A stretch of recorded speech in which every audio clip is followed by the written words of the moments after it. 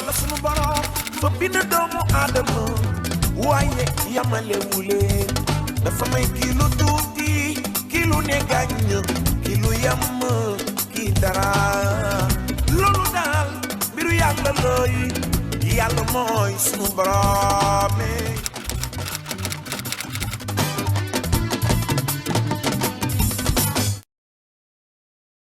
Chers amis internautes de votre site préféré www.vippeople.net, informé juste et vrai, nous revoilà pour un autre numéro de votre émission Showbiz. Cette fois-ci, Showbiz est parti à la rencontre d'un Sénégalais vivant aux États-Unis qui œuvre dans la production musicale, qui est dans le showbiz, dans l'événementiel. Je vous le présenterai tout à l'heure. Il se nomme Djibson. Djibson, de son vrai nom à l'état civil, Djibril Kani, propriétaire du label J-Product qui se trouve aux États-Unis. Bonsoir Djibson. Bonsoir, ça va? Pouvez-vous vous présenter aux lecteurs de VIP People? Qui est Djibril Kani? Un jeune Sénégalais de la Casamance qui a un peu grandi un peu partout dans le monde. Et basé aux États-Unis, où je suis avant de la musique américaine. J'ai commencé avec mon frangin à l'école, Country Music, et en 2008-2009, j'ai lancé mon propre label J-Production. Là, j'ai réussi à travailler avec toutes les grosses productions américaines du monde, jusqu'au Nigeria, jusqu'à Russie. Et voilà, on continue. On va venir, Djibson, sur votre label qui s'appelle J-Production.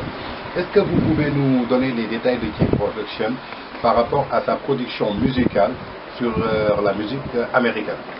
Voilà, c'est clair. On est compositeur, on écrit des textes aussi pour les artistes, on produit des beats, des compositions.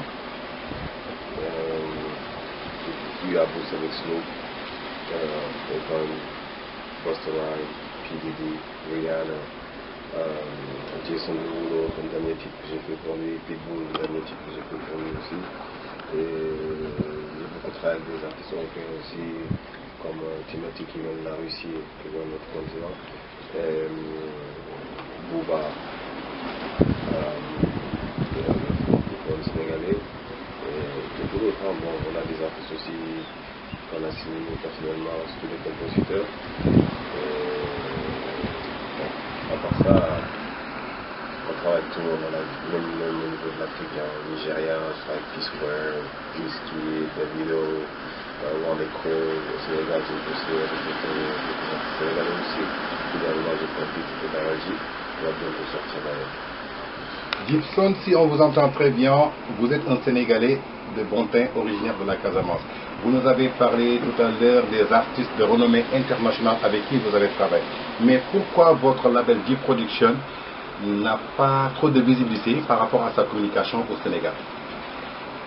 Parce que, bon, pourquoi ça parle de visibilité? Les gens qui sont dans la musique, dans le monde de la musique ici, ils me connaissent, c'est ça que je suis, ça qu'ils connaissent mon travail.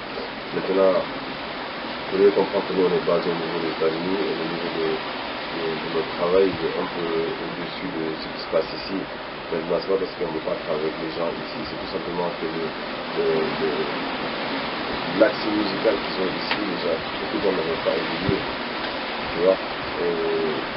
Si on prend le Nigeria aujourd'hui, c'est une des plus grosses industries de musique dans le monde. Le Nigeria, c'est parce qu'ils parlent anglais. C'est parce que voilà, ils ont trouvé un type de musique que les gens aiment dans le monde entier. Quand on nous dit ouais, les francophones, c'est des anglophones.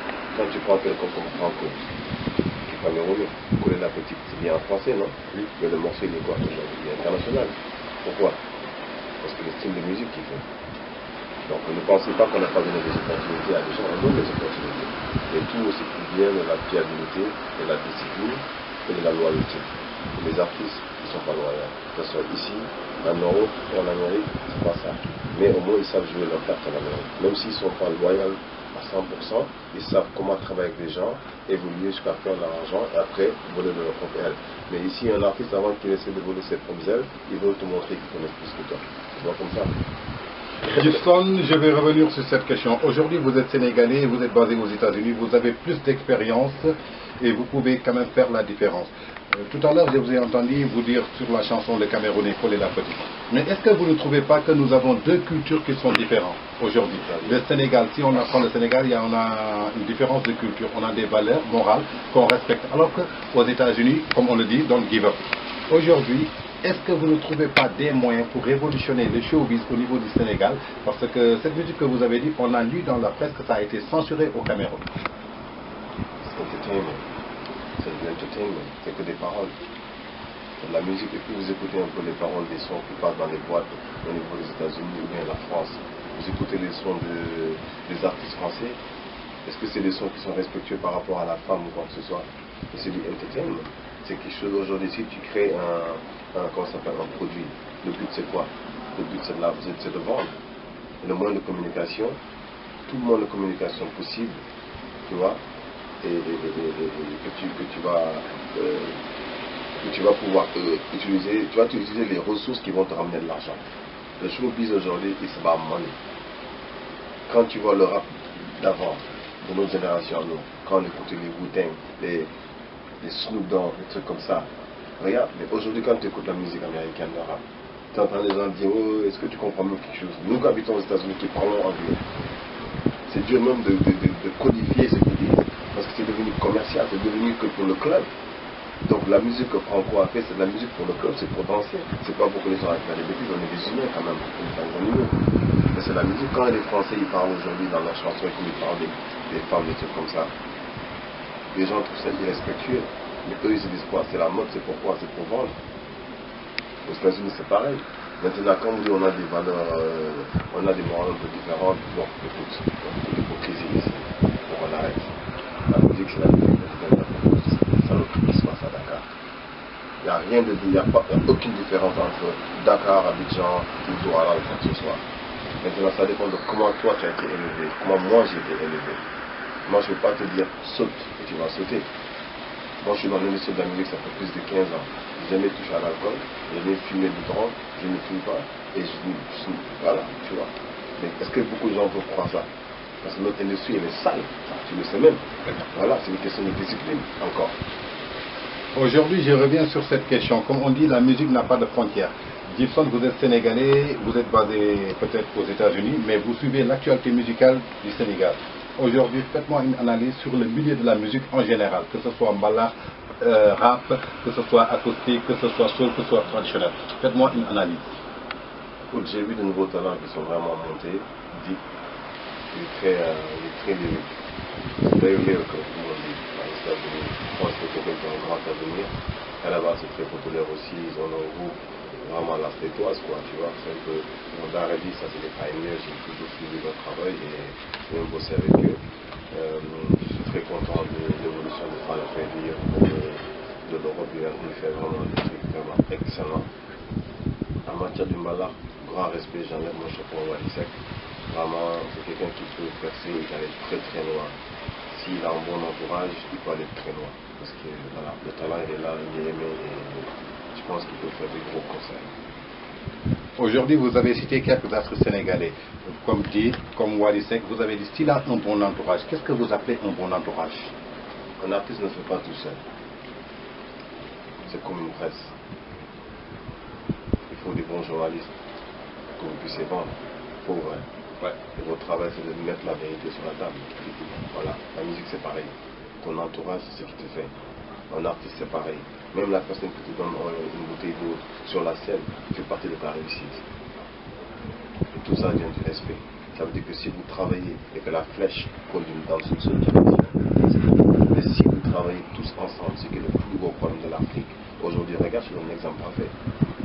P-Square, c'est de très bons amis à moi, mais P-Square n'existe plus. Ils sont cassés. Pourquoi? Parce que la flèche, quand tu es sur l'autoroute et que la flèche pointe de gauche à droite, il y aura des accidents. Mais si ta flèche pointe dans une seule direction et que nous, en tant qu'équipe, on veut tous bouger dans une seule direction, c'est la réussite parce qu'il y a un mouvement de coordination. C'est comme le foot. C'est des tactiques. Maintenant, un gars comme ça qui a une carrière aussi balèze dans sa main au niveau du Sénégal pour devenir le deuxième muscle le plus balèze. Parce que Youssou N'Dour aujourd'hui, il a fait ce qu'il a fait, il respecte à tout son travail, il a mis le plafond très haut et je vois que Wally suit ses pas et les pas de son père aussi pour essayer d'arriver là où il est arrivé ou plus haut. Et c'est ça. C'est ça. Toujours, je vous le rappelle, nous sommes dans votre émission Showbiz sur www.vippeople.net qui reçoit ce soir Djibson, Djibril Kani à l'état civil, le propriétaire du label J-Production aux États-Unis. Djibson, on a vu un événement qui se passe au Sénégal le 29 mars avec un artiste nigérien, Wizkid. Pouvez-vous nous parler un peu sur l'artiste? Wizkid, aujourd'hui, c'est la révélation 2015, c'est-à-dire c'est le meilleur artiste africain en ce moment, qui a fait tous les gros niveaux des États-Unis, un des plus talentueux, qui a le plus de singles qui tournent en boîte, un des plus gros artistes aujourd'hui qui tourne le plus en Afrique, au niveau de l'Europe et même aux États-Unis. Donc c'est quelqu'un qui est hyper aimé aujourd'hui, qui a voulu montrer l'exemple à d'autres personnes qu'on peut faire venir une grosse pointure aussi, parce que c'est pas un petit artiste, il est balèze. Comment vous avez fait pour amener Wizkid? Vous travaillez avec lui, il est dans votre label ou pas? S'il était dans mon label, mon frère ne serait pas là en train de parler, je serais dans un jet privé avec 3 Russes. Je reviens sur cette question. Pourquoi je vous ai posé cette question? On a vu que vous êtes sénégalais, vous êtes basé aux États-Unis et on voit rarement les artistes américains se produire au Sénégal et surtout en Afrique. Aujourd'hui, pourquoi vous ne jouez pas sur ça et faciliter cette relation aux Sénégalais? Je sais que vous en avez la capacité, la potentialité et l'expérience. It's all about money. Why? Because si aujourd'hui les sponsors me suivent, si je veux faire venir un Chris Brown, un Usher, ça va me coûter quoi? Là, ce qu'ils ne comprennent pas, c'est que moi j'ai le contact. Ça veut dire que moi, amener un Usher, c'est un coup de fil. Mais pour beaucoup de gens, ils ne peuvent pas faire ça. Ils vont passer par des labels français, des trucs comme ça. Nous, on a des relations directes. Wizkid, c'est un petit frère. C'est quelqu'un que j'admire, son travail, c'est quelqu'un qui me respecte. Quand je suis allé au Nigeria, il m'a reçu comme un prince. Donc, si nous, on a ces relations-là, et c'est ce que j'ai mis en valeur avec les Fire Events, et ils ont dit, écoute, nous, on va trouver les fonds, toi tu nous aides avec la logistique de l'artiste. On fait un partenariat, on amène l'artiste. Et comme ils sont jeunes, ils ont moins d'expérience que moi, j'ai voulu venir pour suivre tout à la lettre, que les choses se passent bien. Parce que je veux que Wiz rentre du pays en se disant I'm happy about Senegal. Djibson, ce que vous venez de dire, je le comprends très bien, mais en tant que Sénégalais, on sait que vous êtes dans la musique c'est la culture. Aujourd'hui, on a un ministère de tutelle, qui est le ministère de la Culture. Est-ce que vous vous êtes rapproché du ministère de la Culture pour lui faire comprendre comment faire pour développer la culture, surtout la musique, exporter, faire des échanges entre des artistes internationaux et des artistes locaux pour que la culture puisse avancer? Bien sûr, tout a été fait. Tout a été fait à 100%. Mais maintenant, est-ce qu'eux ils suivent? Je ne sais pas. Je ne parle pas du ministère de la Culture, peut-être pas. Je pense que beaucoup d'autorités du gouvernement ont pu suivre. Tu vois? Mais ça, c'est des événements qui demandent énormément d'argent. Et donc, quand on est obligé de se rapprocher aux sociétés de télécommunications pour pouvoir vraiment faire le plus gros support. Parce que le cachet de l'artiste, le billet d'avion, l'hôtel, l'endroit où il faut faire le concert, tout ça, ça coûte excessivement cher. Maintenant, même si tu veux faire quelque chose de payant, mais c'est normal que ça soit payant, déjà. Hein? Deuxièmement, la population sénégalaise qui regarde Trace TV ou la télévision sénégalaise et qui voit ces artistes à la télé, mais c'est un rêve de les voir performer, de produire. Toi, en tant que la presse aujourd'hui, tu connais tout ce qui se passe dans le showbiz. Mais ça ne te ferait pas plaisir quand tu vois tous ces gens-là à la télé, nanana, on parle d'eux, vous allez sur le net, vous voyez des choses qui se passent. Mais ça serait bien d'avoir l'artiste dans le pays, que vous puissiez poser vos questions vous-même, pour savoir, non? C'est toujours un plaisir, non? Ça me fait plaisir de ramener des gens comme ça dans le pays, parce qu'aujourd'hui, c'est quoi? Aux États-Unis, ils ont la possibilité d'aller dans les concerts, en Europe, en Asie, en Russie. Pourquoi pas l'Afrique? Je dis, pourquoi pas le Sénégal? Parce que beaucoup de pays africains, comme le Nigeria, l'Afrique du Sud, le Cameroun, le Gabon, ils exportent, ils font énormément de choix avec les artistes américains. Mais c'est toujours difficile de pouvoir faire quelque chose dans son propre pays. Je ne comprends pas.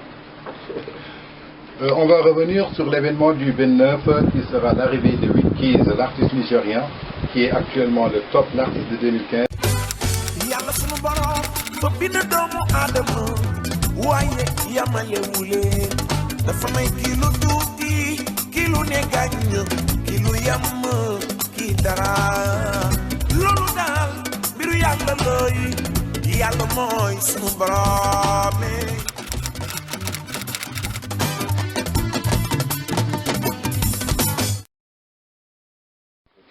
Possible, hein. C'est-à-dire sécurité, c'est-à-dire tout ce qui est logistique, préparation, sonorisation. On va faire quelque chose d'extraordinaire, on va faire un gros concert, c'est-à-dire c'est plein de petits trucs. Et on a tout ce qui est à la disposition de faire quelque chose de bien.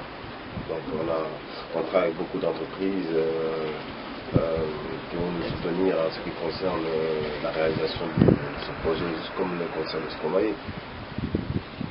Aujourd'hui, est-ce qu'on peut savoir que vous avez associé des artistes locaux au Sénégal dedans? Oui ou pas? Bien sûr. Qui sont? On a Nix, on a Canabas, on a Deep, on a qui d'autre? Je ne connais pas tous les artistes. On a Armel Gavana, je ne suis pas sûr. Ouais, bon. Voilà, mais je ne peux pas faire un concert au Sénégal sans montrer le talent national, ça ne se fait pas. Pourquoi vous avez porté votre choix sur ces artistes-là? Ils sont plus perfectionnés ou bien ils sont plus structurés que les autres? C'est une question de statut. C'est une question de statut. Ça n'est pas, c'est pas une question de préférence ou quoi que ce soit, c'est ce que le peuple préfère. C'est en ce qui concerne le monde du pop. Donc Wizkid, c'est pas un chanteur de la langue ou quoi que ce soit, c'est du pop. C'est de la urban music. Donc quand tu fais un concert avec quelqu'un qui est dans la urban, tu choisis les artistes urban. Pour que ça suive, pour que lui aussi puisse voir les talents, tu vois, de ce qu'on a au Sénégal. Et si aujourd'hui, demain, il voit qu'un de ces artistes qui est monté sur la scène est talentueux, qui veut faire un featuring avec lui, mais ça c'est bien, parce que ça ouvre les portes à l'artiste sénégalais. Et c'est même pour leur CV de l'artiste sénégalais, c'est bien de dire, j'ai ouvert, j'ai fait la première partie de Wizkid, c'est toujours bon. Parce que quand on a fait des ballets, c'est pas tous les jours que quelqu'un peut monter sur scène et faire la première partie. Aux États-Unis, c'est des choses qui sont hyper contrôlées. Comme nous l'avons entendu, on a profité de l'occasion pour tendre notre micro à Gibson, le propriétaire de Gib Production, qui doit faire l'événement majeur de Wizkid au Sénégal, qui se passera le 29 mars au Monument de la Renaissance. Donc, vous avez entendu, ce sera un concert balèze comme le concert de Stromae. Gibson, en tant que producteur, nous ne pourrons pas t'avoir sans parler avec vous de quelques artistes sénégalais. On voit que le rap sénégalais actuellement est un peu divisé. Pourquoi cela? Ah, je suis désolé, Marguerite, pas ici. Ça, c'est une question auquel je ne peux vraiment pas répondre. Mais c'est un monde qui est comme ça. Le monde de hip-hop, que ce soit en France, que ce soit aux États-Unis, que ce soit où que ce soit, c'est un monde qui est divisé. Il y a des bifs, il y a des problèmes entre les artistes, ils ne s'entendent pas, il y a des clashs. Et ça fait partie du biz. Gibson, je reviens sur une autre question. Est-ce qu'aux États-Unis, on voit les artistes américains, surtout les rappeurs, se mélanger à la politique? Très rarement, honnêtement. Très rarement. Les artistes ne se mélangent pas trop. Certains peuvent avoir leur avis du candidat qu'ils veulent choisir. Il y a beaucoup de ségrégation au niveau des États-Unis, on voit ça. Donc les grands artistes noirs aujourd'hui vont supporter peut-être l'artiste, peut-être le candidat blanc qui pense qu'il va mieux aider la population noire après Obama. Mais ils n'ont pas tendance à trop se mêler. Quelques personnes peut-être, mais bon, on a tellement d'artistes là-bas, donc si tu prends le pourcentage, c'est peut-être 1%. Vous connaissez le groupe Y en a marre? Oui, je connais, vite fait. Si vous nous faites une analyse par rapport à leur mouvement Y en a marre qui se mélange trop à la politique, quel conseil leur donnerez-vous? Bon, personnellement, je ne peux pas leur donner de conseils parce que je ne sais pas c'est quoi leur motif. Leur motif, quand je dis ça, je me dis, je ne sais pas qu'est-ce qu'ils essaient de prouver à la nation sénégalaise. Peut-être qu'ils ont des raisons où ils pensent que bon, leur mouvement est en train d'aider la population sénégalaise. Donc je ne peux pas juger parce que honnêtement moi je ne les connais pas. Je connais le nom, qu'est-ce qu'ils font, c'est quoi leur lutte, le but de leur lutte, honnêtement, j'en sais absolument rien du tout. Je ne pourrais même pas répondre à cette question parce que je ne sais pas si c'est positif ou négatif, pour être honnête. Est-ce que, Gibson, vous êtes d'accord de voir des rappeurs construire un mouvement et de s'allier avec des politiciens pour faire une campagne? Non. Donc, raison pour laquelle je vous ai posé cette question. Y en a marre, ce sont des rappeurs qui sont formés dans un mouvement pour dire qu'ils défendent l'intérêt du peuple. Okay. Et c'est ce même groupe qui avait battu l'ex-président Wade et c'est ce même groupe qui vient aujourd'hui pour battre campagne pour faire fuir au président Macky Sall. Ah, comme je te dis encore, moi, En tant que rappeur, je vous ai posé cette question. Ouais, moi, je ne me mêle pas trop de la politique parce que tout simplement, moi, je ne mélange jamais mon travail avec la politique. Je suis dans le showbiz entertainment. Entertainment, c'est-à-dire, je suis là pour entretenir les gens et travailler dans un domaine pour faire plaisir à la population mondiale ou que ce soit. Maintenant, quand tu me parles de politique et j'habite pas dans un pays, même si je suis sénégalais, bon, mon travail, je parle pour moi personnellement, en ce qui concerne, si je peux faire lancer un message positif à la population de voter correctement et choisir la personne qu'ils veulent choisir, ça je vais le faire. Mais je ne vais pas inciter la population à voter pour quelqu'un parce que je veux qu'ils votent pour eux. Non, je veux juste dire, allez voter parce que vos votes font la différence en ce qui concerne la candidature de quelqu'un, la candidature ou bien la situation politique, political situation dans le pays. Tu vois? Mais je ne vais pas m'allier, moi personnellement je ne vais jamais m'allier pour dire oh allez voter pour tel. Je ne peux pas. Je veux qu'ils aient l'opinion personnelle, c'est-à-dire que ça c'est un vote. Quand tu votes, il faut avoir des raisons pour quand tu votes. Ok, j'aime ce gars-là parce que tout simplement, je pense que par rapport à ses discours, il pourra faire quelque chose de positif pour la nouvelle génération sénégalaise. J'aime ce gars-là parce que je pense qu'il pourra faire plus de travail en ce qui concerne la sous-région sénégalaise. Tu vois? Mais en ce qui concerne m'allier à quelqu'un parce que je ne sais pas qu'est-ce qu'il y a derrière, hein. Je suis bénéficiaire, mais moi personnellement, non. Gibson, aujourd'hui on peut savoir vos rapports avec les rappeurs sénégalais. J'ai de très bons rapports avec tous les gars que je connais, ça. Quels sont les gens que vous connaissez? Nick, c'est mon petit frère, hein. C'est un frère en même temps, c'est un très bon ami, mon frère, mon Calabash, je ne le connais pas très bien, mais je vois qui c'est, et c'est toujours le respect, quoi. Moi, c'est ce qui compte pour moi. Et comme je dis, le reste, de tous les nouveaux gars, je ne les connais pas. C'est les gens, je ferai leur connaissance en ce qui concerne mon Daradi, ça c'est mes gars. Tu vois, ça c'est la famille, je te dis, on était en studio là, et il y a un nouveau titre qu'on a fait ensemble qui va vraiment cartonner. Et Degeti, tout ça, c'est mon gars, il est chez moi aux États-Unis et tout. Tu vois, Dabren, même si je ne les vois pas, ça c'est la famille ça. C'est les gars que. Moi j'ai de très bons rapports avec tous ces rappeurs là, parce que bon, après tout, comme je dis, c'est le respect. C'est le respect. Quelles sont les conditions pour travailler avec Gibson et avec son label Gib Production? Moi, j'ai pas de conditions, vraiment. Pour les artistes sénégalais qui veulent travailler avec toi, qui ne savent pas là où passer. Moi, je travaille avec des gens qui, je vois un avenir. C'est très simple. C'est tout. Ça peut être n'importe qui.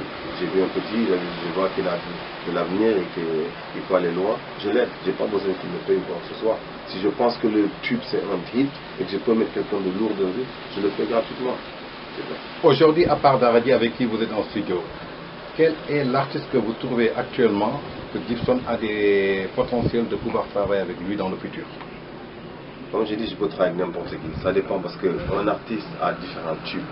Un artiste peut faire un tube et je dis bon. Par exemple, le petit Sidiki Diabité, je l'ai vu, je le dis direct. Donc quand tu es prêt, je te fais un tube, toi et quelqu'un. Parce que le petit a trop de potentiel. C'est très simple. Moi, c'est pas une histoire de tout ça. Je suis africain avant tout. Moi, c'est le talent qui compte pour moi. C'est tout. C'est pas une histoire de... Moi, si j'avais une compagnie aujourd'hui et que j'ai mes frères et mes soeurs qui travaillent là-bas, ils font pas leur travail, je vais les virer. Direct. Aujourd'hui, vous êtes sénégalais, vous nous avez parlé tout à l'heure de Akon, Alioune Badara Thiam qui est aussi sénégalais. Quels sont vos rapports en tant que sénégalais qui vivent dans le milieu du showbiz américain? Ah, on est là, on habite à 2 pas de chez soi, on est cool. On voyage ensemble, là, on est partenaires dans beaucoup de choses, tu vois, et on était récemment ensemble là, à Dubaï, au Maroc, en Équatorial Guinée, voilà, chacun fait ce qu'il a à faire, mais quand on doit se réunir pour le travail, on travaille, on a fait l'ouverture de notre lounge là, à Atlanta, il est venu faire l'ouverture pour moi, donc on est là, on a des très bons rapports, on habite à côté, on est des voisins. Qu'est-ce que vous attendez en tant que deux fils du Sénégal qui vivent aux États-Unis, qui ont les moyens de pouvoir aider les jeunes de venir investir au Sénégal dans l'industrie musicale? Qu'est-ce que tu appelles investir? Investir, créer des studios, permettre aux jeunes rappeurs ou bien aux jeunes musiciens qui veulent se produire et qui n'ont pas les moyens de partir aux États-Unis ou bien qui n'ont pas les moyens de payer dans les grands studios, parce qu'on connaît très bien aux États-Unis, tu loues un studio, on te le loue par heure, ça coûte très cher, alors que nous sommes dans un pays pauvre. Donc pourquoi deux fils du Sénégal qui ont eu la chance de pouvoir voyager à l'international, surtout s'imposer dans le milieu du showbiz américain, peuvent venir quand même pour investir, mettre des studios, amener des techniciens, pouvoir aider à ces jeunes qui n'ont pas encore les moyens. Ah, mais ça coûte pas, c'est pas aussi facile que ça, mon frère. Quand tu dis venir investir dans le pays, faire ça, c'est pas comme ça. Il y a des chemins à suivre. Eux, ils sont en train de faire un studio aujourd'hui où moi j'ai filmé tout mon matériel chez les Momo, comment ça s'appelle, V1 Project. J'ai tout donné. J'ai pas besoin d'être là. Le fait qu'eux ils veulent juste ouvrir un studio et que moi j'assiste à leur aide avec tout le matériel que j'ai à la maison, c'est déjà énorme. Tu vois, moi j'ai fait tout le temps des gestes comme ça. Moi j'ai déjà habillé le Casa Sport des godasses au maillot. Parce que tout simplement je pense que c'est une des meilleures équipes du Sénégal parce que je viens de la Casamance. Parce que simplement ils n'ont pas de support. Donc maintenant la musique c'est un don qui coûte cher. Mais tu n'as pas aussi amené ici un studio, un bon studio qui coûte à peu près $250 000 à $300 000. Ça fait presque 300 millions. Donc 300 millions, c'est pas n'importe comment que tu viennes, c'est pas comme ça, hein, c'est pas aussi facile que ça. Parce qu'aussi il y a le comment ça s'appelle, il faut maintenir le maintenance, on dit, il y a la maintenance, tout ça, tu vois, il faut des bons ingénieurs, tu ne donnes pas ça à n'importe qui parce que après qui va réparer ça ici? Et le travail à nous c'est de venir donner notre éducation à la jeunesse. Ça c'est au gouvernement d'ouvrir des centres culturels, okay? De construire des studios et de faire appel à nous pour pouvoir les guider dans la bonne direction. Maintenant, en bonne foi, nous on peut faire ça. C'est clair qu'on peut ouvrir, comme je vous ai dit, eux sont en train de faire un studio, on leur donne tout le matériel qu'on peut là-bas, qu'on peut trouver gratuitement et que nous avons, ou même acheter quelques trucs qui leur manquent pour qu'ils utilisent ça. On est en train de faire ça, mais aussi il faut que ça... On vit dans un monde, everything is about business. Gibson, aujourd'hui vous êtes aux États-Unis, il y a beaucoup de Sénégalais qui ne comprennent pas c'est quoi le world music. Est-ce que vous pouvez expliquer aux Sénégalais c'est quoi le world music? World music. World music, c'est une musique internationale. Maintenant, je ne sais pas ce que vous comprenez par ça, mais bon, world music, c'est quelque chose qui dépasse les frontières de ton pays. Tu vois, quand tu prends la musique nigériane, c'est world music, you know? Ça traverse toute la frontière. Ça ne s'arrête pas qu'au Nigeria. Et malheureusement, c'est le gros problème du Sénégal. Donc, la musique, ça s'arrête là. Et c'est donc l'album latino, tu vois, et l'album l'album latino, tu vois, et un album de l'album. Aujourd'hui, on a constaté qu'au niveau du Sénégal, il n'y a que deux artistes qui évoluent dans le world music, qui sont Fada Freddy et Cheikh Lo. Vous le confirmez ou pas? Non, je ne le confirme pas. Pourquoi? Parce qu'il y a d'autres personnes qui évoluent mondialement aussi. Tu prends un gars comme Walisek, il évolue. Moi, je ne suis pas trop le malard, mais le gars, il est aimé, il est bien demandé aux États-Unis. Hein. Il est très bien demandé. Fada Freddy, oui, il est très demandé à Paris, mais il fait ce qu'il a fait. Bon, il a fait un bon trajet, mais je pense qu'il y a d'autres artistes aussi qui sont internationalement. C'est un gars qui est demandé aussi. Non, vous n'avez pas compris cette question. Wally Seck ne peut pas intégrer le world music parce qu'il n'est pas encore au niveau international. Aujourd'hui, quand je dis qu'il y a deux artistes qui évoluent dans le world music, ce sont deux artistes qui ont des labels internationaux, qui suivent la presse internationale, en plus, qui jouent sur des plateaux internationaux et des festivals. Mais Wally Seck, il ne joue pas dans les plateaux internationaux? Je n'ai pas encore vu, moi. Il est dans le milieu du showbiz. Il ne joue pas à Paris? Ça veut dire que c'est cette question que je veux développer. Il y a beaucoup d'artistes sénégalais qui quittent là, qui partent en Europe, qui croient qu'ils sont en train de faire des tournées internationaux. Moi, je dirais le contraire, ils ne font pas de tournées internationaux. Selon Pape Diouf, selon Wally Seck, selon Viviane, selon tel artiste. Ce sont des artistes sénégalais qui vont dans des salles pour rencontrer la communauté sénégalaise qui n'ont pas les moyens de venir les assister au Nirvana, ou bien au Penkini, ou bien au Baramouni. Je vois ton développement, je comprends ce que tu veux dire, mais c'est le but aussi de dire que quelqu'un est international, parce que bon, il y a une communauté sénégalaise qui habite à l'extérieur. Donc, si tu es revendiqué pour venir performer, pour venir te produire dans un autre pays, ça veut dire que ta musique c'est vrai, mais en tant que Sénégalais, tu as dépassé la frontière pour aller rencontrer d'autres Sénégalais parce que tu es populaire dans ton pays. Tu vois? Bon, quand tu dis world music maintenant, comme Darry et comme Fada Freddy, je suis tout à fait d'accord avec toi. Il a joué au Cigale. Non. Il y avait 90% blanc. Je suis blanc. blanc ou noir, ça m'est également. C'est pas mon problème, mais je sais que sa musique est écoutée par une variété d'ethnies. C'est-à-dire, c'est pas que des Sénégalais, ça peut être des anglophones, ça peut être des francophones, ça peut être des Allemands. Sa musique, oui, ça touche un autre monde. Tu as tout à fait raison sur ça. Maintenant, moi, je pense aussi que je pensais que Wally Seck aussi, sa musique touchait beaucoup la France. Si je ne me trompe pas, dans ses concerts, il n'y a pas que des Sénégalais. Dans les concerts que j'ai assistés pratiquement à 99% des concerts de Sénégalais, il n'y a que 100% Sénégalais. Même les Nigériens et les Ivoiriens, tu leur dis qu'il y a un artiste sénégalais, ils ne comprennent même pas ce qu'ils disent, ils ne sont pas dans leur concert. Bon, tu as raison alors. Parce que moi je ne vais pas dire que j'ai assisté à ces concerts-là. Mais bon, quand un artiste quand même se produit internationalement, il est toujours un artiste international. Maintenant, quand un artiste est un artiste international, I mean world artist, ça veut dire que c'est vrai que même c'est comme on y solo. Ça veut dire que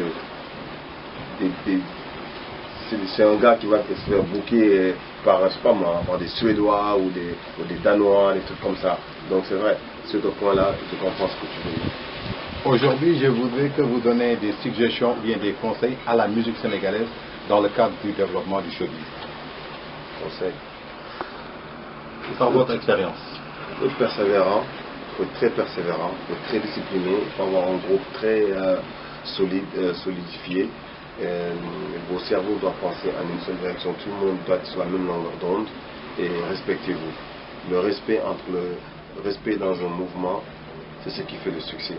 Mais si 2 personnes ou 3 personnes ne se respectent pas et chacun parle d'un bout de chacun, ça n'ira nulle part. Okay? Et le travail, la musique, les gens là ne sont pas réveillés du jour au lendemain aux États-Unis pour gagner des millions.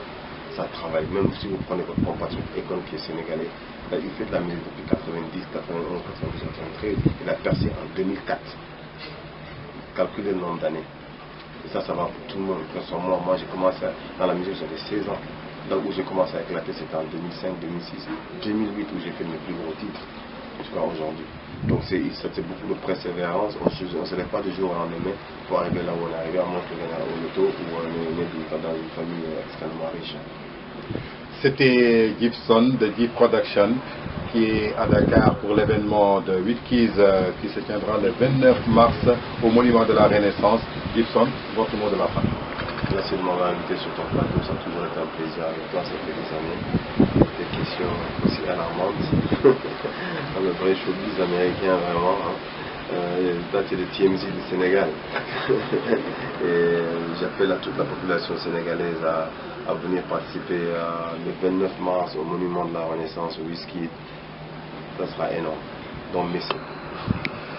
C'était votre numéro Showbiz avec Gibson de G Production. Nous vous donnons rendez-vous pour un prochain numéro sur www.vippeople.net. À très bientôt. Yàlla sunu borom fa bind doomu aadama waaye yamalewu leen dafa may kii lu tuuti kii lu ne gàññ kii lu yam kii dara loolu daal mbiru yàlla looy yàlla mooy sunu borom